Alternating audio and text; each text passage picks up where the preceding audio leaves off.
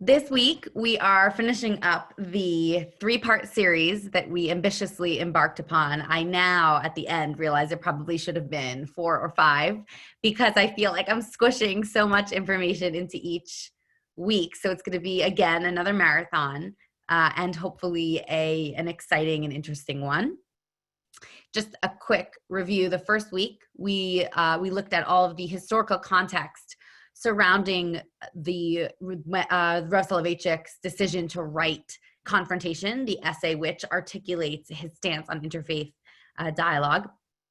And last week, we looked at the essay itself, and we explored part 1, which is a kind of a textual analysis of Genesis 2, in which he describes the 3 levels of human kind of existence or confrontation. At the first level, humans are non-confronted. They see themselves completely consistent with their environment and the natural world. This is the quote-unquote modern aesthete or a hedonist, somebody who really is just engaged in and hanging out with the natural world.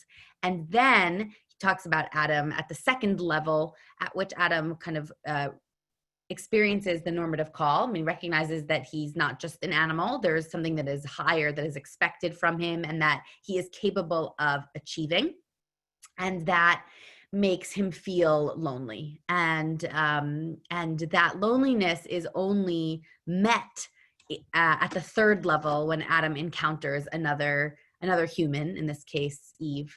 And that human and Adam and Eve see each other eye to eye, but can never fully understand each other because they are both individuals, yet they function as what we talked about as an ezer kenegdo, that they can work together to accomplish things, yet they are still opposing forces and they can never be fully joined. And so after that beautiful textual analysis, the Rav then applies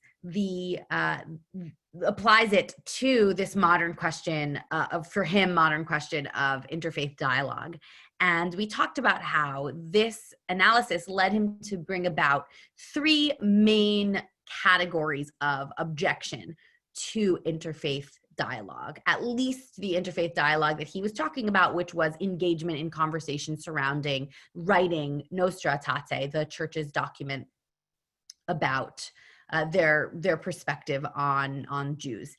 And his 3 main objections fall into these categories. The first is philosophical. We talked about how he doesn't believe that a person's deepest experiences can be understood or communicated by someone else. And for that reason, interfaith dialogue, talking about the personal faith experience, is actually unintelligible. That no matter how many words you try to use to talk to another person about this thing that's so deeply personally yours that they can't understand, they'll never be able to understand it.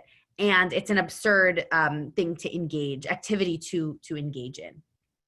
And if you attempt to engage in it, he talks about the risk of essentializing the other person and turning them into an object. And instead of meeting them as another human at the third level, you turn them into an object and confront them at the second. The second objection he has is based on his understanding of church doctrine. This belief that at the end of the day, if a Christian is a good Christian, they cannot be comfortable with a Jew being a good Jew. And because of that reality, he feels that ultimately any kind of interfaith conversation is going to be coercive, and therefore he objects to it. And then the last objection he makes is historical, based on the relationship between the church and Jews throughout history being one of violence and aggression and pain, that to be able to rethink that stance, particularly for Rav Soloveicik, who's writing just a few years, just a few decades after the Holocaust, to speak from that perspective and say that he doesn't feel entitled to forgive the church based on their complicated history. So these are his objections. And what we're going to do this week, last week we read it kind of in his words, in his writings, and tried to understand them through his perspective. What we're going to do this week is we're going to take each of these arguments or points, and we're going to look at them from a 2020 perspective. We're going to ask ourselves, is does this argument, how does this argument feel to us now? Would the Rav, obviously we would never know we can never really know what the Rav would say if he was here right now, but would the Rav feel, based on what we know, feel the same way in 2020 as he did in 1964 when he first wrote this essay? That's the question we're trying to figure out together today. So I am going to share my screen, and we're going to begin. I'm also sharing the source sheet again in the chat. And we're going to begin by taking a look at the first category of objection, which is his philosophical argument. So the Rav's argument here, as we reviewed previously, is based on what we call, based on for him is the limits of human communication. It's based on, in a lot of ways, as Professor Reinhold, who currently teaches at Revel, points out, it's based in a large part on the Rav's philosophical tradition that he studied in originally when he got his, when he was studying in Berlin, Kant. Like Kant was big in this kind of, which led to this very postmodern understanding of very individualized experience. And because everybody has their own individual experience that's based, again, in experience and not in reason, in rationality necessarily, it leads to something he calls epistemological pluralism, that we talk about as epistemological pluralism, which is basically pluralism, this idea of you need to let everybody have their own experience based on epistemology, based on his theory of knowledge about what it means to know things.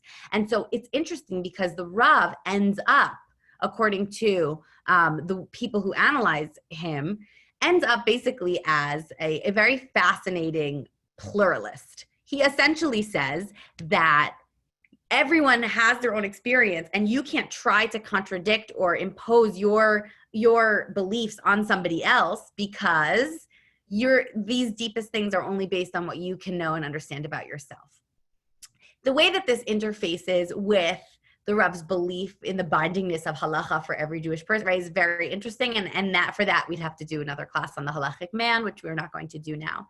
But ultimately, it leaves us with a very postmodern sense of reality, which is like, is it really true that I can't communicate my religious experience to someone else? Is that really the case? If I tried and I spoke deeply with someone and I tried to share with them what's in my heart, somebody of, let's say, a different faith, is this true that they really can't understand what I'm saying without distorting their words? And that really challenges, I think, the philosophical underpinnings of the Rav's perspective. And if he's right, then of course that from that follows that you can't have interfaith dialogue because it's absurd. But there are other ways of thinking of the world that aren't this kind of postmodern neo-Kantian everything's relative perspective. And I think that's an important point to raise, that when the Rav is writing this, he's writing this from a very particular philosophical tradition that not everybody, even many Jewish traditions, don't share. And that's I think a very important point. And the challenge then becomes, so that's the first point, that he's taking a very clear philosophical stance. That's a complicated one. The second one is, even within that stance, the Rav seems to, in some ways, contradict himself within the essay. And let me show you how. So if we take a look here at our document, incommensurability. So incommensurability, which we talked about last time, is this idea that you can't judge two things by the same standard. There's no common standard of measurement, meaning we can't relate to each other because we have no way to compare or to talk. Okay, so that was the example I gave last week about apples to black holes. So it seems to be that, based on this verse from Confrontation, the Rav says, the great encounter between God and man is a wholly personal, private affair, incomprehensible to the outsider. That because a person's experience is so personal, again, you can't express it to someone else. Now, in the context of the article, he primarily seems to be talking about between people of two different faiths, right? I can't tell you what I'm experiencing between, let's say, Jews and Christians. We can't understand each other because it's so private. But then the Rav throws in there very subtly a fascinating and a line that many researchers, writers have spilled a lot of ink on, is this line. He says, even to a brother of the same faith community. Now that seems to imply that even if I'm talking to another, let's say I'm talking to another Orthodox Jew, somebody else who was raised similar to me and has the same kind of religious perspective as I do, that I can't even communicate my religious relationship with God or my religious experience to somebody who shares my faith. And that's really troubling, because then it's not just that interfaith dialogue is an absurd or impossible thing to do. Any kind of meaningful religious conversation would be absurd and impossible, right? Like, why would it matter if I'm engaging in dialogue with a brother of the same faith community, as, you know, in the Rav's words, or with somebody from a totally different religion or somebody of no religion, right? Like, if it's totally not understandable, then how could we even bridge that gap? It's right. And so that's problem number one. Problem number one is all the way on the understanding side. It seems to be there's this line that says, well, nobody can understand each other. However, on the other side, the Rav then says, well, actually, no, there are some things that we can talk about. What are those things that we can meaningfully talk about with people of different faiths? He says we can communicate at the mundane human level, right? This is what he talks about, coordination of interest. There is a practical something that we would like to accomplish in the world. We can, as two different beings, work together to accomplish that thing. And we can communicate about it, says the Rav, at the, quote, mundane human level. There, all of us speak the universal language of modern man. So in that quotation, the Rav seems to be saying, no, there are some things that you can talk about. But what are they, right? What makes something different that you can speak about it with just about anybody, as opposed to literally not being able to speak to it about anybody, as opposed to being able to speak within your faith community, as opposed to outside of your faith community? Are we following? Do we get why this is a challenge? Why this at least seems like a challenge? So I'd like to suggest my interpretation or understanding of this, which in itself is going to be problematic in another way. But in my understanding of this essay, what the Rav seems to be saying is that incommensurability is a matter of degree with a impenetrable ceiling. So the way that you can communicate with somebody is you have a shared experience with them, that you truly understand what it is they're going through. There are some things particularly within religion, within a faith tradition and experience, but it could be other things as well, that are so personal and so private and so unique to me that I couldn't talk about them with anybody, even what the Rav would call a brother of the faith community. Then there are some things that I share with people of my faith community that I wouldn't share with somebody outside my faith community. So for example, these are the kinds of things that the Rav talks about, like issues of faith identity and what he calls apocalyptic yearnings, right? Our vision for the future. There's certain things that kind of share, that are inculcated within us because of our Jewish sensibility and upbringing. Those kinds of things we can discuss with people who share our experience, but we could not meaningfully discuss those with somebody who is outside of our experience. And then there are even more universal topics that could be understood by any kind of person who is experiencing that universal thing. And that's what the Rav calls this universal, in the language of modern man, right? If you live within the world, you see that there is, let's say, we'll give an example, because this is going to become relevant for the Rav. You see that there is poverty there is human suffering, unnecessary human suffering, due to kind of poverty and different kinds of very painful and upsetting injustices that are in the world. That is something that any human could understand and see and be motivated to work together to correct. And this is where the Rav's quote kind of like exception comes in, which is he allows, the Rav talks about it here, we'll show this on the screen. The Rav allows working together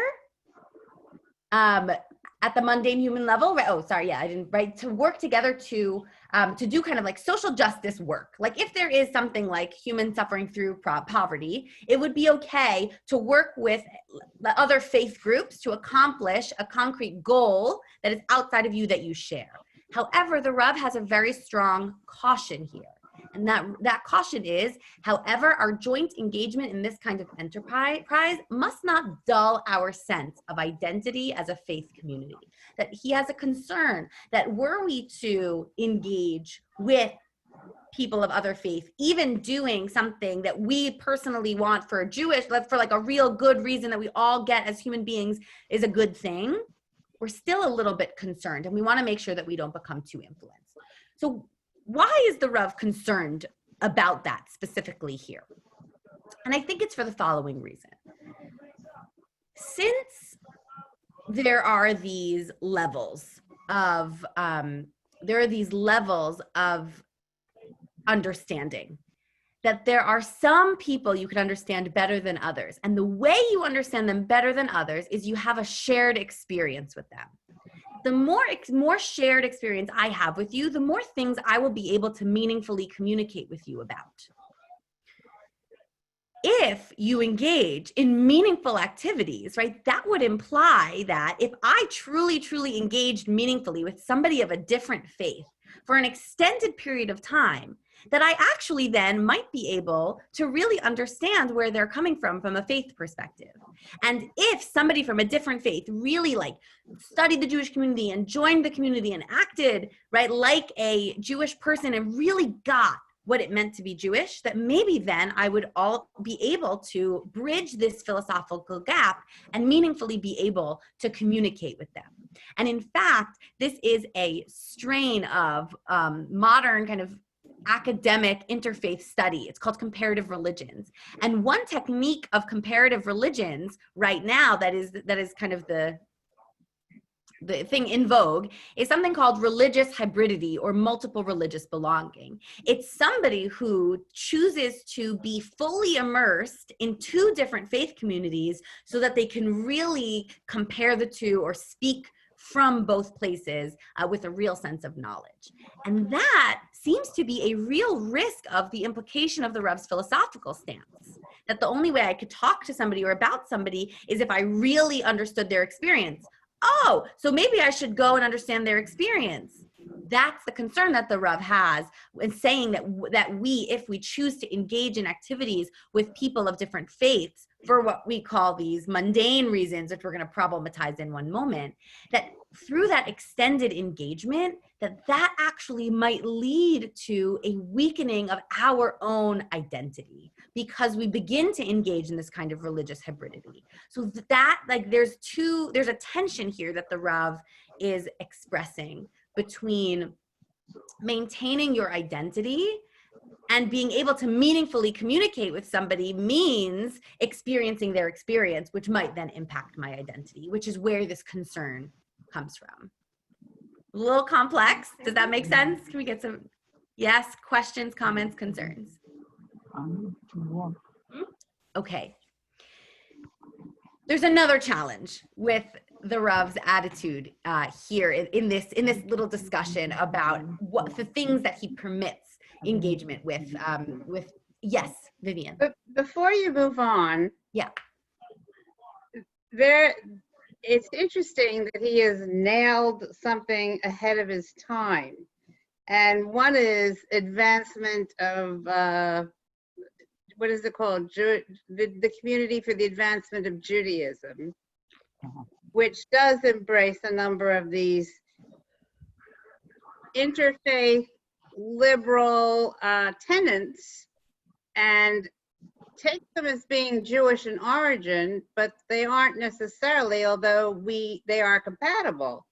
So you end up with a whole group later that has moved beyond this point, and there is a whole group of Jewish Buddhists. Great. So And I don't know the exact thing you're referring to, but this idea of religious hybridity, right? Of like right, of being really able to take the Jewish identity and move it into the realm of another's religion. And I think that the rabbi was ahead of his time in being afraid of this. And I think that was the warning in the different getters, fences. the fences that he seems to be referencing. Yeah, I mean, listen, I think the fears he's expressing, the concerns clear. I mean, they're definitely substantiated later. He knew, right? He's not wrong. But and he was actually ahead of its popularity as a movement. Mm-hmm. And I think that's what what you say this was being written? This was written in 1964. 64. He's right at the cusp of all this. He's a chacham, what can I say? Okay, the Rav makes another. Can I ask you? But he's not advocating an insular community.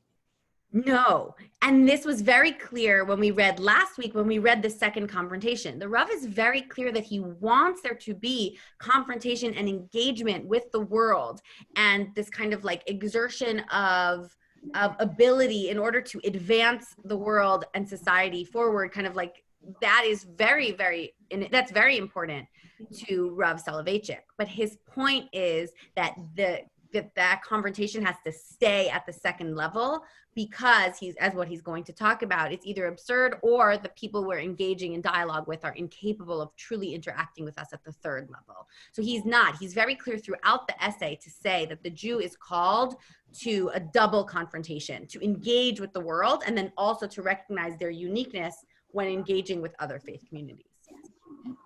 Thanks, Cindy. Yeah, Yuri, you wanted to ask something? Oh, you're muted. It's okay. We'll come back to you. Okay, so it's very important for us to take a look at one more philosophical challenge, I think, with what the Rav says, that the Rav acknowledges in his own, in a little footnote in the essay. So he talks about how the confrontation should occur not at the theological, but the mundane human level. That was this preceding line. There, all of us speak the universal language of modern man. In fact, our common interests lie not in the realm of faith, but in that of the secular orders. Okay, that's the claim that he makes. There, we all face the powerful antagonist, and we all contend with a considerable number of matters of great concern. So what the Rav says is we definitely want to engage with other faith communities about secular things. And that is a very striking line, because what does that mean for something to be secular? For sure, to the Rav, who views his Judaism as infusing his whole identity, there isn't a distinction between things that are secular and Jewish. And in fact, he actually said, this is an amazing quote that the Rav said to Cardinal Willebrands, who was the cardinal who was working on the Interfaith dialogue. They had a meeting, and the Rav said to Cardinal Willebrands, he says, all dialogue between Jews and Christians cannot but be religious and theological. For you are a priest, and I am a rabbi. Can we speak otherwise than at the level of religion? Our culture is certainly a religious one. And now this is a very challenging stance for our understanding of what it is that he's saying, because he's saying, oh, great, we could talk about secular things. But so let's say it's, solving poverty and injustice in the world.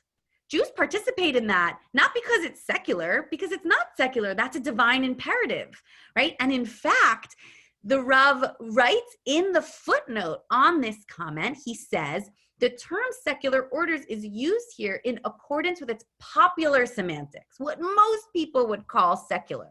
For the man of faith, this term is a misnomer. God claims the whole, not a part of man, and whatever he established at an order within the scheme of creations is sacred. And this then further problematizes it, because for the Rav to say, oh, no, we could work together with Christians or people of different faiths on secular matters, but not on religious or theological matters. Where exactly is that line? It doesn't really even exist for the Rav, who says it in his own footnote. So what makes something an okay thing to engage about as opposed to something else? Now, we're going to have some possible answers to these questions. I'm just raising them all right now. But I want to raise now what I find to be the biggest challenge, the most kind of troubling. I think the question continues to be better than the answer for this challenge to the philosophical argument. It was mentioned before in this class, but the Rav talks about repeatedly that you cannot, right? Let's say we're talking about the most personal faith experience. The book that most captures the Rav's personal faith experience is The Lonely Man of Faith. And The Lonely Man of Faith, if any of you have read it, is absolutely gorgeous. It's totally this a description of the personal faith experience, right? And the Rav first delivered that as an address to an interfaith audience at St. John's Catholic Seminary in Boston. And when I found that out, I was like, how could that be? This seems to me to be an intense contradiction. How on earth could it be that the Rav says that interfaith dialogue, and then maybe about secular, but this is the most personal, intimate religious experience, that you're not allowed to do that? And then that's like he does the definition of that? Like, it's a very, very, very strong question. So there's a few possible answers that some of them I will share. There are others. The first is presented by Eugene Korn, who wrote, really, by the way, if you want to read a more thorough article about this, Eugene Korn is the person who really began the conversation many years later after the writing of Confrontation. He initiated a re-examination of the Rav's work to think about whether or not it was still relevant to the modern times. So that's a great article. I'm happy to share it with you if you would like. But he raises the point that when the Rav gave The Lonely Man of Faith, it was not a dialogue. It was a monologue. He got up, he said words, he shared his experience, but it wasn't a debate. And the thing that the Rav is really concerned about and says is impossible and says is dangerous which makes sense considering the background with the disputations in medieval times, the Rav is not interested in theological debate. However, he is not debating. He's getting up and he's sharing. And if something he says resonates with anybody who's listening, amazing. And if it doesn't, okay. But he's not going to debate the fine points of his reality. I think that's a very valuable distinction that he makes. And that is one possibility, that there's a difference between sharing as opposed to debating, that he would be opposed to a debate, but not necessarily just sharing. That's one option. The other option is to think about what the Rav is saying as not actually a unique faith experience, in the sense that what he's talking about would be relatable and understandable to Jews and Christians alike. Nothing he says about these three confrontations is uniquely Jewish. And in fact, there are other philosophical writings written by people who are not Jewish who mirror these same categories that may have influenced the way he thinks about the story in Breshit Bet. And also, Breshit Bet is about Adam. It's about all human beings, not about Jews in particular. So it's possible that this falls under the category of secular orders in the sense that it's not uniquely Jewish. That's another possibility. The last possibility is this claim that it depends on the person. That when the Rav wrote Confrontation, he wrote it for the everyday person, the people who, the normal kind of like rabbis who would go through smicha, or the normal Jew kind of going to work and engaging in business. These are not people who are trained in theology, in rhetoric, in understanding and being able to engage in dialogue. These might be people who might acquiesce or say, oh no, you're right. Maybe the Jews did kill Jesus. Or like, he's like, you normal people should not be engaging in this conversation. However, and that's why he wrote Confrontation. However, wink, wink, there are actually a few people, the Rav being one of them, who are trained and sophisticated enough and capable of engaging in this kind of dialogue with integrity. This argument is a little bit elitist, which take it or leave it, but I think it's a very, very interesting point, and something that we can consider. And I think raises important questions about thinking about confrontation as being kind of a normative ruling for what everyone has to do. It doesn't, right? Perhaps it's not. Perhaps it's what most people should do, and then there are people who would be exceptions to this experience, to this idea. The last issue that I want to challenge, that I want to point out, is that the Rav demands, in order for an equal philosophical dialogue, he demands equality. And he repeats that you must be able to relate as equals. And this is the essence of the third confrontation. Both people need to be able to have a lateral, reciprocal gaze. Right? They need to be able to look at one another in the face equally and share and be seen and be able to respect when they can't be understood. Right? There needs to be actual equality. And when the Rav says that, I think there's an important question about whether or not the Rav said that because that means we'll never be able to have interfaith dialogue, because equality will never be able to be achieved, or if he thinks that maybe one day we will arrive at a place where there might be genuine equality. And the things to take into account are his language surrounding the way he talks about the church. He calls the church the community of the many and Jews the community of the few. Repeatedly in the essay. And that raises important questions about just sheer numbers, right? There are way many more Christians in the world than there are Jews. And that oftentimes translates, and let's say even just Catholics, right? Because this is the Catholic Church, there are more Catholics than there are Jews. And this also translates not just into technical numbers, but it also translates into political power. For sure, when the Rav was writing this, right, the political situation and stance and certainty of the Jews was quite different. And there also is a question of who's initiating this dialogue. When the Catholic Church summons rabbis to come to the Vatican and sit down and communicate and help write their document, that is not an equal meeting.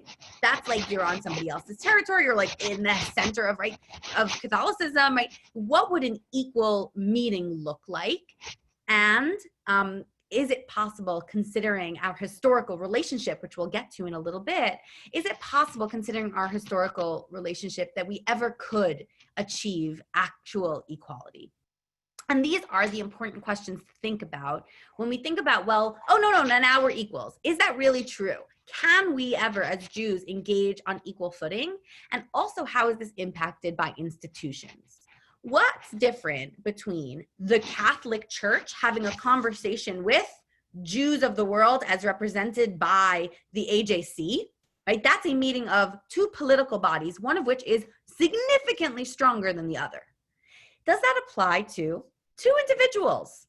I'm a person, my Christian neighbor is a person, and we meet for coffee and we sit down in a Starbucks, a neutral location. This is obviously not during COVID, right? But theoretically speaking, we are engaged, right? Are we engaging as equals on equal footing, right? Is this an institutional thing that can't be avoided? These are important questions to consider when we talk about thinking about the way the Rav's arguments apply to us nowadays in 2020. That's number one. We still got two more to go, but I will pause here if anybody has a burning, urgent question that cannot wait until the end.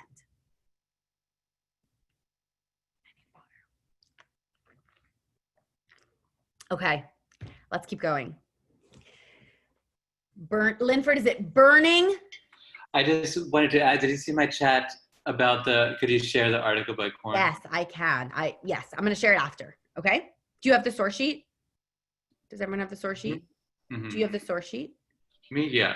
Thanks. Great. Amazing. Actually, here it is. I just will throw it in there right now. That's the Korn article if anybody is interested in reading it. Okay. Let's keep going. The next point that the Rav makes, the next category of points, are about church doctrine. That assuming that faithful Catholics are bound by certain theological claims about Jews and Judaism when they engage in interfaith dialogue.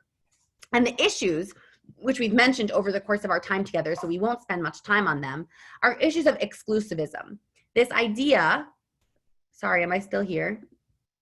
Yeah, okay, good. This idea that, no, cancel. Okay, are we good? Am I still on this thing? Yeah. Yes, okay, good. Sorry, I got weird notifications. Okay.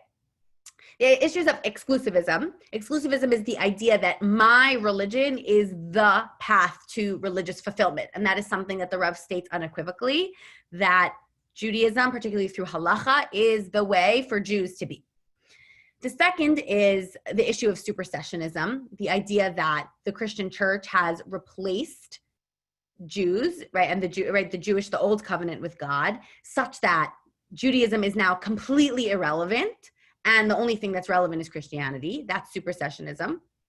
Eschatology is the vision for the end of days, right? If Christians believe, right, if the people if the Catholic Church believes that at the end of days you either accept Jesus and are saved, or you burn eternally, or at the end of days everyone will kind of convert to Catholicism or Christianity, right? Like if that's what they believe, then where is there? Jews don't believe that, right? That the ultimate destination we're headed to is unequal. And finally, the question of deicide, the charge against Jews that they are culpable for killing Jesus. And for these doctrinal reasons, the Rav basically felt that engaging in conversations was pointless. And so this leads us to very important questions of what changed since the Rav wrote this. Have there been changes? So page 3, which we looked at, again, we looked at very briefly the actual text of Nostra Aetate in our first class. But there are very clear statements in Nostra. Well, there are some complicated statements and there are some clear statements. But Nostra Aetate takes huge steps towards the very issues that the Rav outlines, particularly questions of supersessionism, thinking about the way the church thinks about Jews, and about deicide, which is the statement that Jews today are not in any way culpable. And so I don't want to spend time on it now because we did look at it briefly the first week, but if you take a look particularly at the bolded lines, the document that was ultimately published in 1965 actually addressed the very things that the Rav believed were the reasons why we couldn't engage in dialogue, and made significant changes. Now, the Rav was doubtful, even after Nostra Aetate was published, was doubtful of these changes. I want to thank Yair for sending me this amazing text by which is a story of the Rav meeting with, he says here, the head of the Vatican Department for Non-Christian Religions. That's Cardinal Willibrand, who we quoted earlier in this story. And it's an amazing story. I strongly encourage you to read it. But here, he is, in this story, the Rav confronts Cardinal Willibrand and essentially challenges him and says, okay, maybe you recognize the establishment of the state of Israel, but let's say we built the third Beit HaMikdash. How would you feel about that? Right? Which is the Rav, I think, really pushing buttons in the sense that he's touching on, not just you have a country that's yours, right? But let's say we fulfilled our eschatological vision. Let's say the third temple was built and we were worshiping God in the third temple, which would be kind of like Mashiach, right? That would be our version of the Messiah, right? would you really be okay with that? And it's at least the way the Rav tells the story is there's a lot of like dancing around the issue and people are very uncomfortable with it. And so the Rav continues to be quite skeptical that even though Nostra Aetate indicated a major shift in the church's attitude, it doesn't seem that Rav Soloveichik believed that document was sufficient. And that is actually articulated as well by Rabbi Lamb in a sermon at the Jewish Center. I've loved going through his sermons. It's been so cool to see his voice on this, but he basically, Rabbi Lamb says, he's very doubtful that these interfaith conversations, this interfaith learning isn't going to be a missionizing activity. He says the report asks for dialogue in the fullest sense, yet the church will not renounce its conversionist goals. It disguises it in a number of euphemisms. It calls upon the church to continue to preach, witness, and teach. True, it insists that this be done with the strictest respect for the religious liberty of Jews, but still, the missionary element is not given up. And so even in the years after the publishing of Nostra Aetate, we can see that Rav Soloveichik and Rabbi Lamb continue to be and other Jews as well, are quite skeptical as to whether or not there really has been a change and whether or not any dialogue that would be taking place would really be just a sharing of my experience, right? A real conversation or a monologue as opposed to a debate. They're very, very skeptical about the real change that has taken place in the church. And considering their background, I think that that's quite fair. I want to raise 2 points that might speak to a 2020 reaction to that skepticism. The first is a question about what it means to engage in dialogue. Again, Rabbi Soloveichik and Rabbi Lamb believe that, or are really suspicious of the fact that this dialogue is really going to be missionizing for good reason. However, in modern trends of what interfaith dialogue is all about, when like the day-to-day person or Christian, particularly people who are interested in engaging in conversation with other people, comparative theology is like academic discipline. But one of the articulated goals of the study of comparative theology is to expand one's self-understanding by also seeing oneself and one's own tradition through the eyes of the other. And this is an incredibly important goal that actually signals a seismic shift in interfaith studies in the past few years, because the emphasis here is on my self-understanding. I, as a Jew, am trying to understand my Jewishness better through speaking with people of different faiths, right? Somebody who is Christian, let's say somebody who's Catholic, is trying to understand their relationship to Christianity better through speaking to somebody who's Jewish. And if that's the attitude and engagement, right, the method of the attitude of engagement and the vibe of the engagement, then that would not be an attempt to missionize or to convert. And in fact, it's quite looked down on. Coercion and missionizing has no place in many modern understandings of interfaith dialogue. And yet the Rav, again, in his intuitive brilliance, was suspicious of this very argument. And 3 years later, when he clarified, he wrote a little addendum to Nostra Aetate, to Confrontation. Woo, that was Freudian.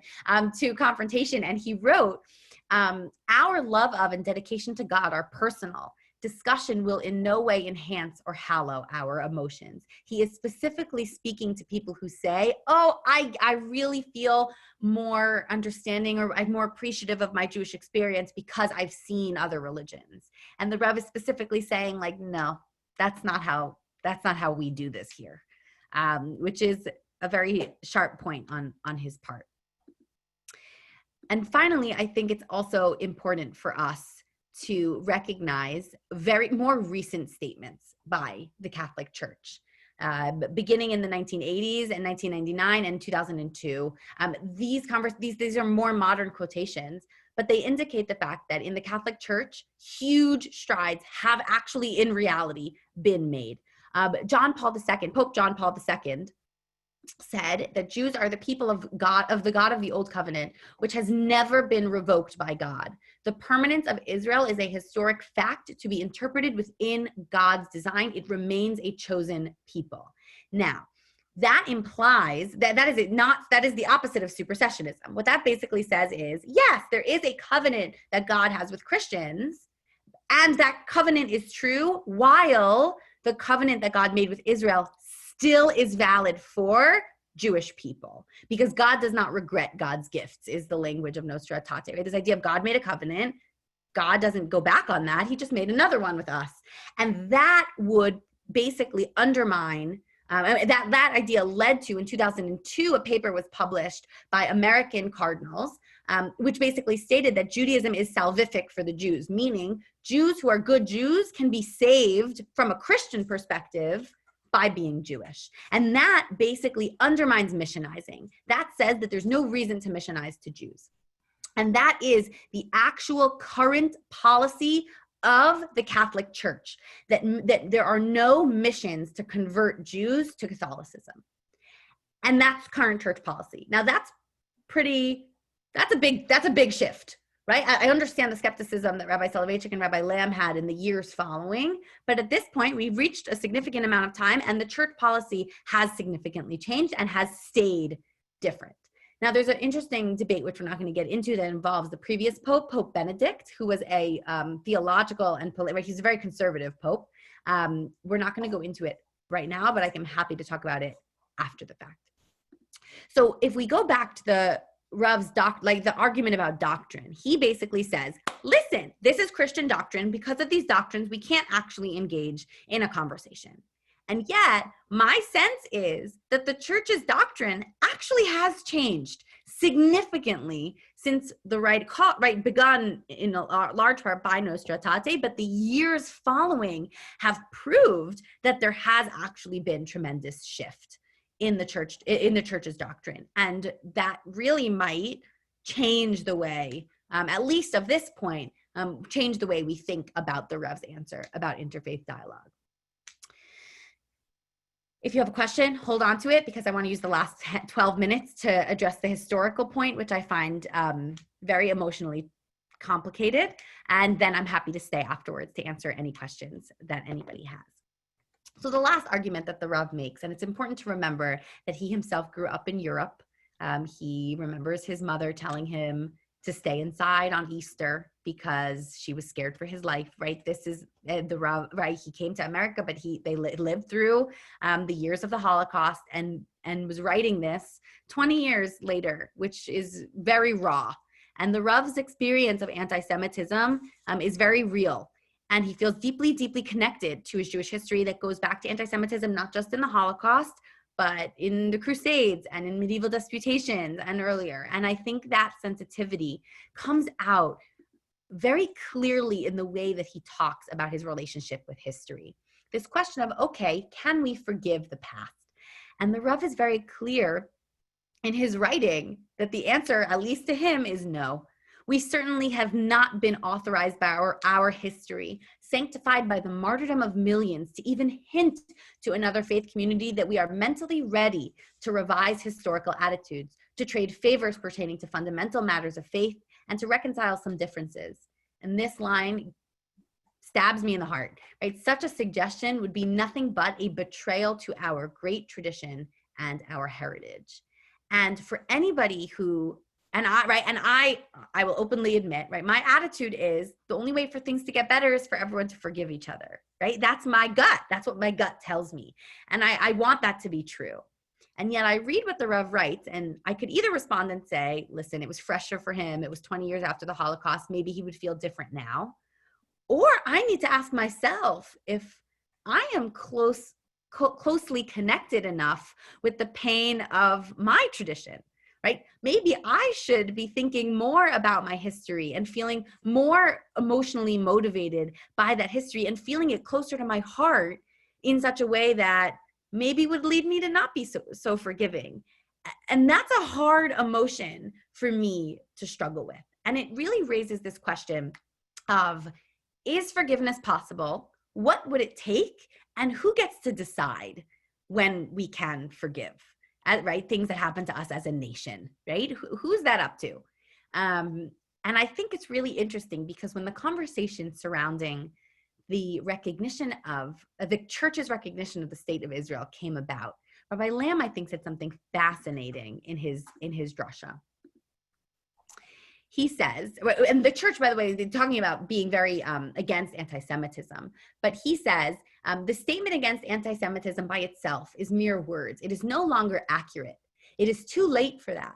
At this stage of history, no statement can do, because the abhorrence of anti-Semitism by those historically, right, this is right, historically guilty of it, now must be expressed in the form of compensation. Rabbi Lamb is demanding compensation for this historical anti-Semitism. What compensation do I have in mind? Simply this: to affirm forthrightly the right of the Jewish people to the land of Israel.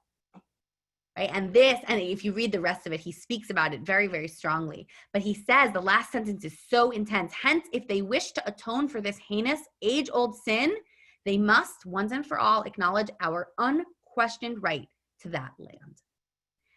Which at the time that Rabbi Lamb was writing this in 1975, the church was not recognizing the state of Israel. But in 1994, it did.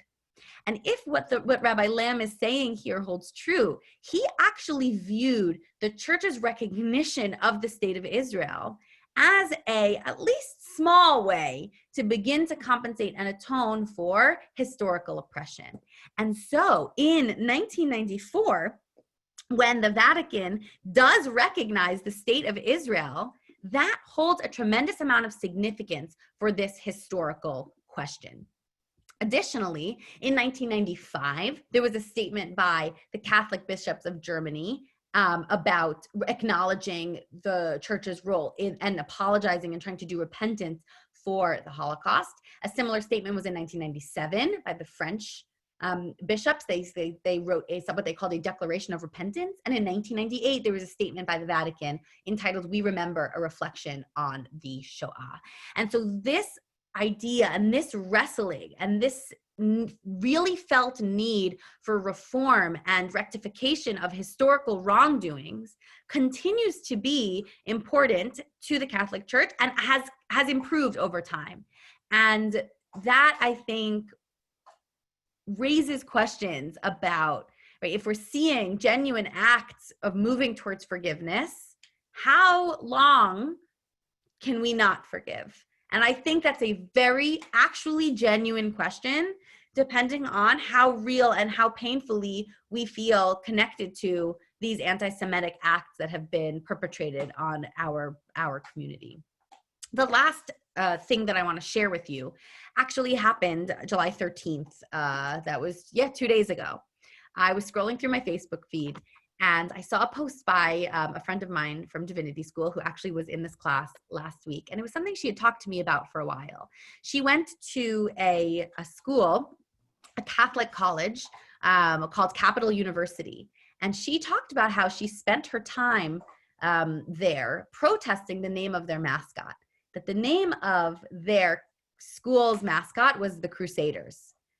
Which is not actually, has not been an uncommon mascot name in different universities, but she spent her time, not that there were necessarily, she did it. She's like a very devout Christian, amazing, wonderful woman.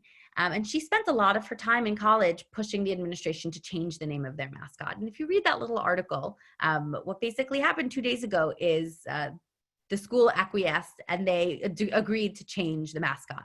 Now, changing a mascot is not a simple thing for an institution for many, many reasons. And yet she pushed and other students pushed as well, and have really acknowledged, yes, it is Lutheran, right? So this is where we are switching to other denominations of Christianity. It isn't just Catholic, but this is a sensibility across kind of Christian people in general, is that there is a recognition of wrong that has been done in the past by Christians. And, when the Crusades happened, right, those were Christians as Christians, right? It was Christianity. And that her push and her move to change, to help change, and the university's agreement to change their mascot is, I think, a small sign of the question of not just what do institutions like the Catholic Church or institutions like the World Organization of Churches, right? Not what just do institutions think about this, but when you get down to nitty gritty and you speak to people, when you speak to your average Christian, or right, let's say what do they think? What do they believe? What are their attitudes about it? And I can tell you from personal experience that there is deep discomfort, at least, and I have to acknowledge that I'm spending most of my time in a relatively liberal divinity school. So this is not representative of all Christians, but in my classes with the people I've spoken to, there's a lot of ambivalence about missionizing. People feel really weird and uncomfortable about it. There's a lot of discomfort with supersessionism. And there really is a willingness to listen to past wrongs and to take responsibility for them. And I feel that this question of our historical relevance is particularly important for us right now. We're in the 3 weeks, the period of time where we think about historical tragedies that have befallen our people. And this is the time that we reflect on our relationship with our history, and particularly the most painful moments of our historical memory. And I think now really is a time for us to think about, what role does our history play and our ownership of our history play in the way that we engage with other people? What role does forgiveness play when we sit on Tisha B'Av and think about the destruction of the Beit HaMikdash? Maybe none, maybe a lot. But I think that this question is a very, very ripe one for us to be thinking about right now, when we think about whether or not the world is so different now than it was in 1964 when Rav Soloveichik wrote this essay. Are things different now? Are things changed? Is there what to be gained by interfaith dialogue and conversation? And is this something that we as a community should care about and be invested in? Or is this something that we as a community should be incredibly fearful and skeptical of and really pull back from? And there's obviously many, many in between options. And reading this essay, I think for me, and hopefully for you, as you came with me on this journey, and together we learned together for the last 3 weeks, has really provided me the opportunity to examine my own intentions and my own abilities and my own emotions surrounding thinking about my religious experience and how I articulate it and express it to other people. Thank you so much for joining me on this little bit of a roller coaster. I'm happy to stay and answer any questions or discuss further. If you would like any resources that I alluded to or mentioned, I am happy to share them. And thank you. This has been a really special learning experience for me, and it's been really nice to do it with all of you. Can I ask something? Yes, Nina, what's up? Hi. Can the Nostra Aetate, forgiveness or acknowledgement that today's Jews are not responsible for the deicide relate in any way to the forgiveness that you were just talking about, of us being able to have a dialogue and forgive the missionizing or whatever aspects you were just referring to? Can that be compared? Meaning, I think what you're implying is the same way that now Jews are not the same people who killed Jesus, right? Let's say, right? That's the same way that modern Christians are not the people who did crusades. Right. Right. I totally hear that. I think where that the one place I think where that still becomes a little complicated is when we think about the role that Christianity played in the Holocaust, because those are still they're still the same. That's still the same. So in other words, it's a little too soon. I hear the point. I think it's a really special point. Yes, I appreciate that a lot. Okay. Yeah, I have a real question. Yes, 1 second. Yeah. I have a real question for those of us who are participating in this class, and picking up on a point that you're mentioning about change and change in the perhaps Catholic Church is one thing and doctrinal change, but I've been following the politics on the street, and the noise on the street is not embracing Jews. It just isn't. If you listen to the leadership and the noise in the street, I'm not saying it's official doctrine, but perhaps what the church has been saying has not filtered down. And that, I am highly concerned about that. Mm-hmm. So if I'm understanding you correctly, what I'm hearing you say is, based on things that are happening now, people, both Christian and non-Christian, Right. but are continuing to express incredibly anti-Semitic Correct. things. And I'm not leads saying you to feel it's coming from above, from the Vatican, but the Vatican's message of embracing others is not on the street.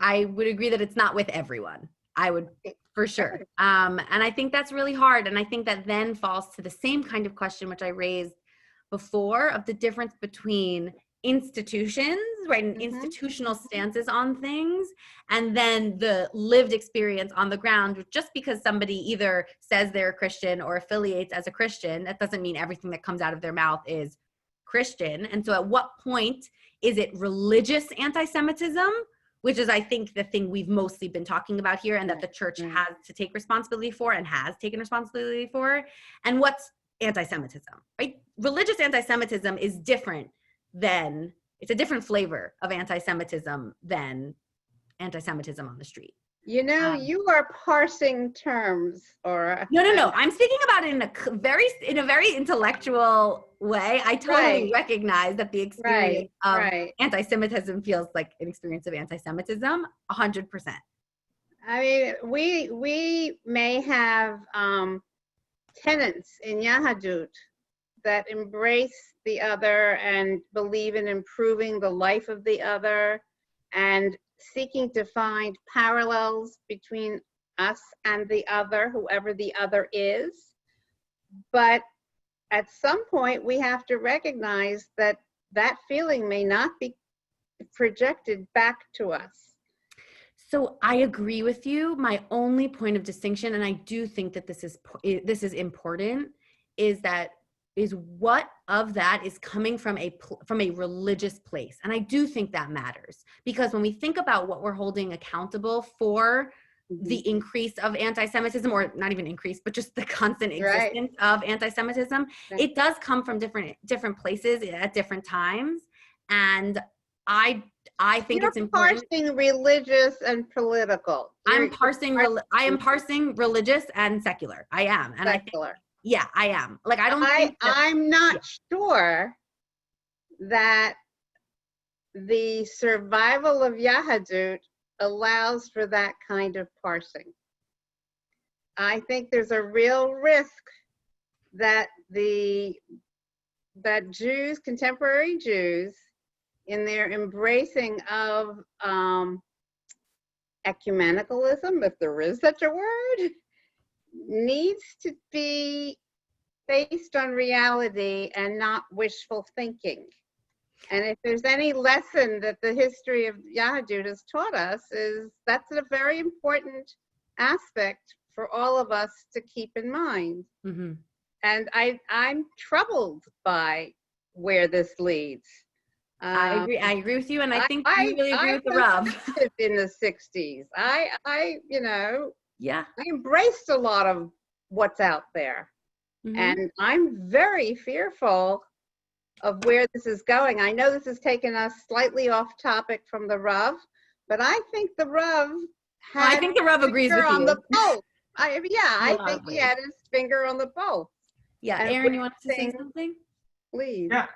I just, in terms of, I think you addressed the question to kind of all of us in this year. So I had some thoughts on that point. My two main thoughts are, firstly, that I feel like that's actually a totally separate topic. I feel like the topic of engaging in productive interfaith dialogue and this whole kind of confrontation discussion almost assumed kind of two parties that at least believe they're trying to act in good faith and understand the other. I think that the idea of a participant who is not trying to understand the other and is actively and aware, like in full awareness, trying to undermine the other, I think that actually takes it outside of the scope of interfaith dialogue. And I think that the question of like, you're right, there's no way to argue against the evils of anti-Semitism, but is the kind of process of embracing and analyzing interfaith dialogue inherently related to anti-Semitism and its rise or fall? I don't know if those two, I almost think of those two as kind of completely separate, maybe incommensurable topics. I'm not sure the Rav would agree with that. Maybe not. I'm just sharing my reflection. I have no authority on the Rav. But and the second thing is, I think that my gut reaction to that statement was to think about the things that people in our religious community do that we would very much try and distance ourselves from. Like there are some in the Jewish community who are kind of anti-vaccination, and that's caused quite a stir and caused a lot of feelings. And I think that at least I personally would be very quick to say that even though that is something that's associated with a certain wing of our community, it in no way comes from the religious. And I think that if someone would kind of try and take me to task on that, I would feel challenged and hurt, because I would feel like they are not recognizing the difference between what kind of societally filtered down into an aspect of our community and what's core to our religion. So I don't know if that's actually productive or helpful, but that's kind of, when I think of anti-Semitism and kind of American Christianity, I can imagine that the Christians who are trying to engage in interfaith dialogue might look at those who are having anti-Semitic kind of tendencies in the political stream and say, wait, that really I understand that the same people are saying those things, but that doesn't mean it's core. I don't know. Those are my reactions. Can I say something? Sure. I'm Avi, Ira's brother. Hi, Avi. Thank you very much. I'm assuming that Crusaders will not change their name to the Redskins, although it's now. Seriously. So Judaism requires us, and Lubavitcher Rebbe certainly recognized this, to engage with the world at large, because we believe everyone has responsibilities. And so even if we don't engage theologically in a us versus them debate, we kind of have to engage theologically in what we expect from others as far as the Sheva Mitzvos B'nai Noach and perhaps other things as well. Did the Rav ever talk about that? It's interesting. So when the Rav talks about at the end, when he basically says what we should do, he really doesn't address any kind of like placing or enforcing any kind of claim on anybody else. In fact, that seems to be exactly what he emphasizes as we shouldn't be doing, that he so feels that you need to leave people and their like different faith traditions, experiences alone and separate, that so that Christians shouldn't come and say what what Jews should do, that is exactly why he felt that he shouldn't participate in. He was invited to participate in helping draft Nostra Aetate, and he refused, which is only fair, right? Because he truly believed that people should not go around trying to convince people of other faiths to act in a certain way, which is interesting, right? But based on what you say about like keeping the Sheva Mitzvot B'nai Noach, because there is a sense on Jews' part that there are certain things that people who are not Jewish are supposed to. We have a lowercase Catholic responsibility.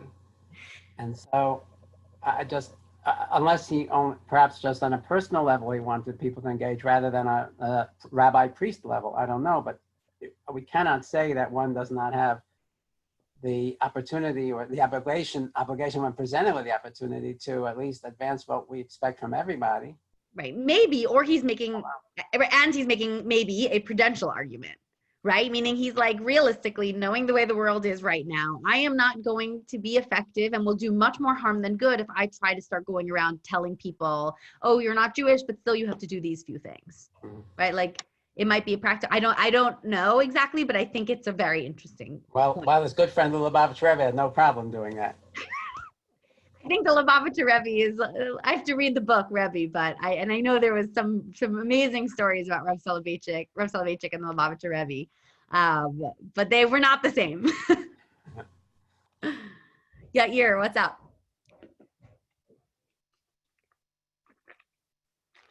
Oh, you want me to unmute you? Yes, ask to unmute. Did that work? Yes, it does, I think. Amazing. Yeah, I could hear you. So going back to the line in Confrontation that you were struggling with about dialoguing with people of your own faith community, I'd like to offer a possibility. I'm not saying for sure that's what he meant, but the Rav is not talking about two people from the same segment of Orthodoxy dialoguing about their religious experiences.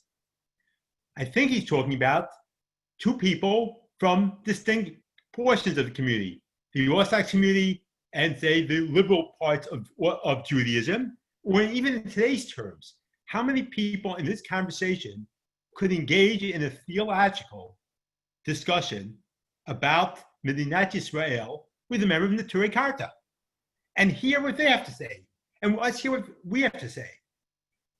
We can do business with them. We can discuss Atosos. We can discuss lots of things. But on certain issues where, and this can go on a whole range of things, somebody who part of the mystical, Kabbalistic tradition may have a very difficult time having a discussion with somebody who doesn't believe in Gilgal. Right. See where side you're going, right? Yeah. In I other think words, that interpretation would solve the problem. But as a literary read, I think it's a tough sell. I think he says a brother of the same faith community. I don't know. Maybe, I don't know. Maybe I'm just doing my read. First discussing Jews and Catholics, now he's discussing Jews and Jews. Are you telling me that he could not have a theological discussion with his brother, Rav Aaron Soloveichik? So, with right. his son-in-law, Rav Aaron Lichtenstein? But he did, right? So that's why I find that line mystifying. I think if he was talking about Jews of another denomination, he would have said that. Like that's when you say brother of the same faith community, when he talks about our community, like he's clearly talking about the Orthodox community. And when he talks, but I know this because in other places where he talks about, oh no, maybe this is Rabbi Lamb. One of them speaks about members of the Jewish people who participated and speaks about it in very disparaging terms.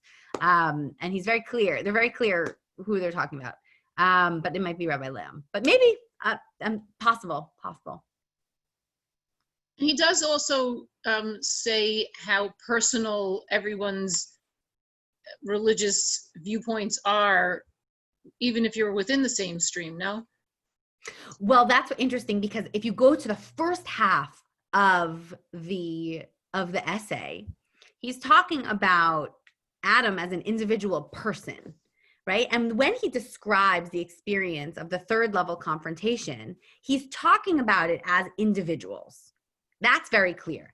And then in the second half, he makes this seismic jump to talk about the Jewish community as one entity experience, right? And like all of a sudden the levels of confrontation apply not to individuals but to a community. And so he for sure talks about in the first half, when he's speaking about Adam as an individual, for sure talks about the individual faith experience that Adam has.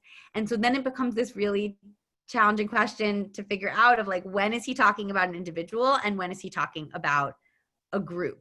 And he switches back and forth between it sometimes in ways that can be very, very confusing. But yeah, if that answers the question.